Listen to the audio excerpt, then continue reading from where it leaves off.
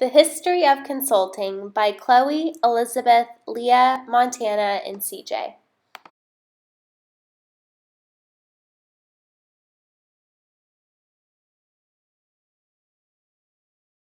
(1890 to 1940) Technical Analysis. The U.S. government aided in the rise of consulting firms. In 1890, the Sherman Antitrust Act was enacted. In 1914, the Federal Trade Commission Act. And in 1933, the Glass-Steagall Act. These acts were intended to prevent corporations from working together to manipulate the market. Instead, these acts accelerated the creation of an informal but legal way of sharing information among oligopolists, which led to the need for consultants. 1940 to 1970 and the rise of strategic management. The number of consulting firms grew from 400 in 1940 to 1,000 by 1950. This growth was due to World War II and the growth of military contractors and the subsequent population and economic booms following the war. In the 1950s, IT consulting grew significantly as mainframe computers began to emerge in a variety of fields. In the 1960s, the private sector continued to grow, including in areas such as healthcare, and there also was a huge growth in business-related media. This also led to the prominent growth of strategic management consultants and led to the booms of McKinsey, Bain, and the Boston Consulting Groups, which remain major consulting firms to this day.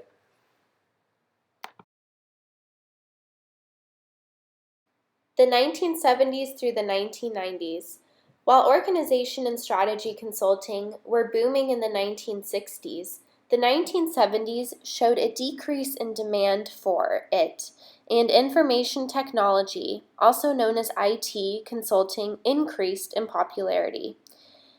Bain & Company was founded in 1973 by Bill Bain, an alumni of the Boston Consulting Group. It is now considered one of the most successful consulting firms in the world. However, in the second half of the 1970s, strategy consulting, a subfield of organizational consulting, gained traction. McKinsey invested a lot of money in research for strategy consulting, resulting in McKinsey's S7 framework. S7 was unveiled in 1982 in the first managerial bestseller, In Search of Excellence, written by two McKinsey partners. This resulted in McKinsey becoming one of the top innovative strategy consultant firms, and they mainly emphasized organizational culture. However, in the end, information technology, also known as IT consulting, is still the most popular consulting medium to this day. 1980s, a shift in consulting demand. The 1980s saw the invention of the personal computer. Technological changes, such as changes in information and telecommunications technologies, gave rise to a new organizational format. This in turn led to the rise of knowledge economy, which is information about new products, services, and business models. In 1982, the U.S. Department of Justice dropped an antitrust suit against IBM, which allowed the company to enter information technology consulting. By 1996, annual revenues were over $11 billion. This also led to the shift from managerial capitalism to investor capitalism. The power shifted from corporate managers to shareholders and investors. The management was under pressure from the shareholders to increase shareholder value. The management received incentives such as stock options and results based on compensation and commission for their work.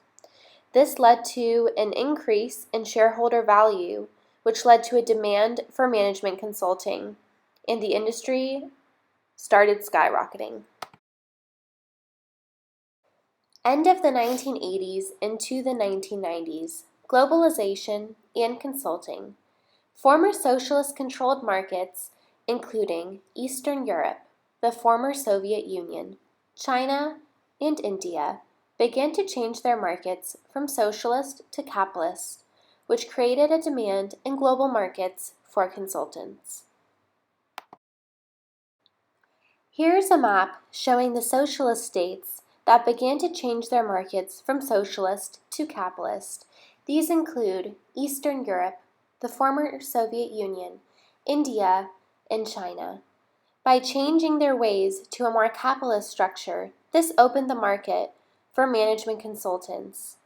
And this in turn has led to how we know management consulting to be today.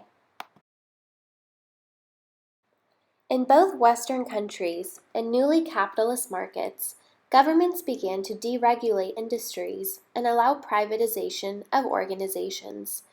These new markets needed consultants to identify investment opportunities in Western markets. More global markets led to more complex organizations, thereby increasing the need for consulting on a global scale. 1990 to 2000, niche outsourcing BPR. During the decade, BPR, or Business Process Reengineering, helped businesses to improve customer service, cut operational costs, and companies became more competitive as a result.